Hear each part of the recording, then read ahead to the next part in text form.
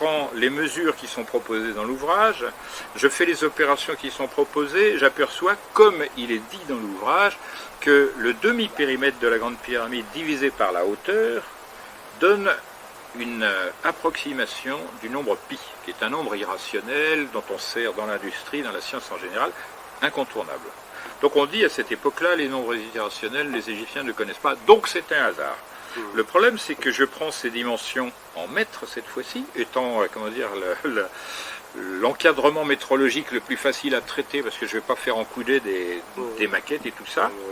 Et non, je soustrais la hauteur en mètres au demi-périmètre en mètres, et là je trouve le nombre pi à 5 décimales exactes après la virgule, mais en mètres, c'est-à-dire dans un cadre métrologique totalement délirant, puisque le mètre, d'après l'histoire, c'est 1793.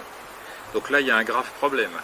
Donc je me questionne, je me dis, en tant que matheux, je me dis, alors là, j'ai un nombre en yards ou en coudées, je divise un autre nombre et le résultat est pi. Là, j'ai un nombre en mètres, je le soustrais et je trouve le même résultat encore plus précis. Alors ça veut dire A divisé par B égale pi, ou B moins A égale pi dans 3 référentiels.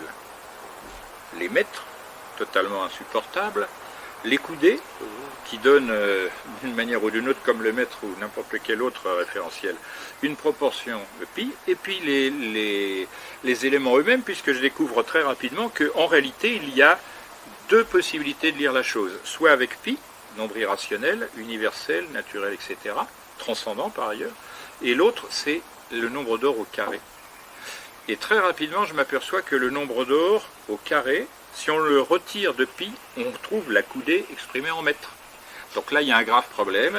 Je suis devant une décision énorme que je dois prendre. Soit j'en parle à un ami architecte, un ami de la famille, sur lequel j'avais pris modèle pour mon futur travail, soit je me tais. Et je décide de me taire parce que c'est tellement géant que je dois d'abord chercher si je n'ai pas fait d'erreur, etc. Donc je suis mon propre conseil, je me tais, et au fil des années, j'agrandis mes recherches dans tous les domaines des sciences, de la culture en général, et je commence à voyager avec mon métier qui sera ingénieur conseil en tourisme et hôtellerie, ce qui fait que je vais voyager dans le monde entier pendant plus de 22 ans. Je vérifie tout ce que je découvre au fur et à mesure. Je fais de la musique également, je me suis baladé, fait des concerts ici et là. Enfin bon, tous les moyens sont mis en œuvre pour vérifier.